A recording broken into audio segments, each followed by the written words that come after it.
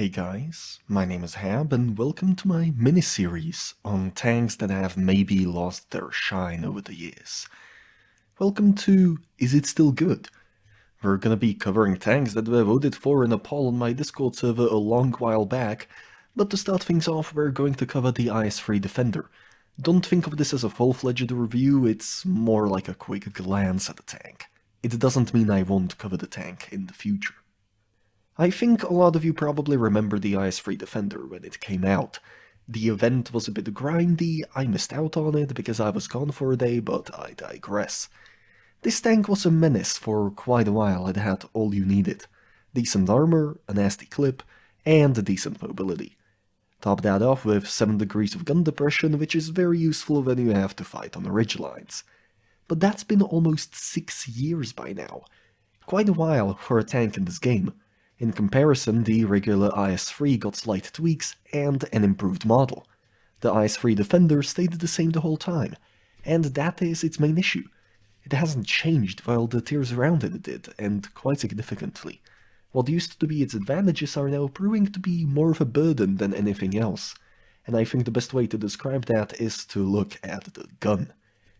The gun on the IS-3 Defender was the biggest threat the tank posed for a long time. 1200 damage burst, 3 shots and good penetration. Granted, you had a typical Russian gun handling, but that's about all that bothered people at the time. Nowadays, you have to worry about your long interclip. 7.5 seconds is a long time for just one shell. And as if that wasn't enough, the clip reload is ridiculously long. At almost 24 seconds, the enemy has a very large time frame in which they can take you out. The burst is good, perhaps even great, but you have to understand that nowadays you fight faster tanks, tanks with more penetration, tanks with more tank capabilities. And the Defender has just been left in the dust. Sure, you still have the gun depression advantage over the IS-3, but weren't it for the fact that it has better accuracy and almost better mobility than the Defender, you wouldn't have anything over the Tech 3 tank. The armor, oddly enough, is still usable after this much time. Unlike the regular IS-3, your spearhead has these odd square plates on the front that increase the protection by a bit. Those 2 plates have an extra 20mm of armor, so while most of the frontal armor is still 110, the 2 bits have 130 nominal going to around 255mm of effective armor, and that still trolls a lot of enemy players to this day. People have learned to not shoot at those bits nowadays, but you can still try to bait someone to aim at them and hopefully fail to penetrate. But the armor's definitely lost its shine, and the hull isn't that great anymore. But the turret's still there to hold you and tolerate a few mistakes, since that's still effective, at least. And well, the mobility, even in a format such as this, is boring, though you do have a slight advantage over the Tech 3 IS-3. You're just that bit faster, which helps with making the tank not boring as hell as quickly. Of course, any tank gets boring after a while, and it just depends on what you prefer. So before we see one quick replay, would I say the IS-3 Defender is still good? Yes and no at the same time. As a proper heavy tank, it can definitely still do a decent job and deal good damage. However, as a product you could have grinded in an event or gotten in a Christmas snow globe, it's not really worth it or effective. There are some great advantages, but also very crippling disadvantages to a tank such as this. And if you're not willing to learn to counter them in a real fight, then there is no point playing the IS-3 Defender. Okay, well, this is gonna be a little bit of a problem. I'm just gonna establish my floating window, and we are watching skills, playing the IS-3 Defender on Vineyards, which is a top-tier battle, but it's also a little bit harsh, because he doesn't get an ace in this battle. But I believe that it is a sufficient enough battle to convey how I feel about the IS-3 Defender.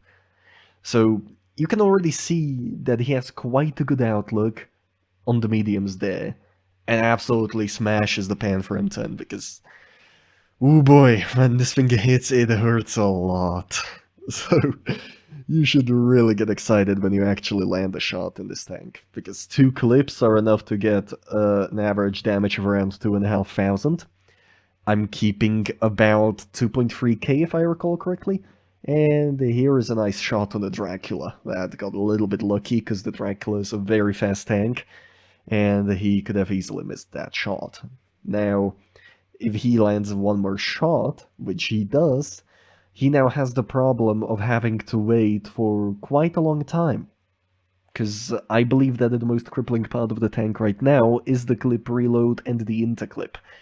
The interclip can be kind of worked around with, because this is a tier 8 autoloader with a 122, this isn't like a tier 10, it isn't like a T57 or an AMX-50B, but it could definitely be a bit better in that regard. Because right now, if I recall correctly, a 7.1 second interclip is pretty bad. I would honestly just go around for a 5-second and buff the clip to reload to about 20 seconds, so that you're at least a little bit more useful in more battles nowadays. But after all these years, I am pleasantly surprised how long this tank has stayed in relevancy. I do not seek out playing this tank quite often, but when I get the option, I will happily play it. I do not have a problem with this tank in any way, shape, or form, and neither does seem to have skills, because looking at this, he's getting quite a bit of damage coming in. He's almost at 3k, it's getting there very quickly. There we go, he's past the 3k mark, and now he has to survive a Kanavan, which is a pretty big proposition, especially considering how long this thing reloads, but his teammates got him covered, and he is safe. He doesn't have a lot of health left, but that doesn't exactly matter looking at the remaining tanks that he has to fight. So let's just do quick cleanup. This is how I like playing the IS-3 Defender. You just grab all the easy targets first, and then you just go around mopping up the rest. Because you still have a relatively trollish armor profile that can still hold you late game, and that's the Progetto gone. And you still have that very dangerous, very potent autoloader when it hits all of its free shots. So, while I wouldn't say this tank is still like cream of the crop as it used to, I can absolutely say that it is still good. Now, that absolutely depends on the player. If you play a 252U, you absolutely don't have to play this tank. You're already covered. You're already well covered.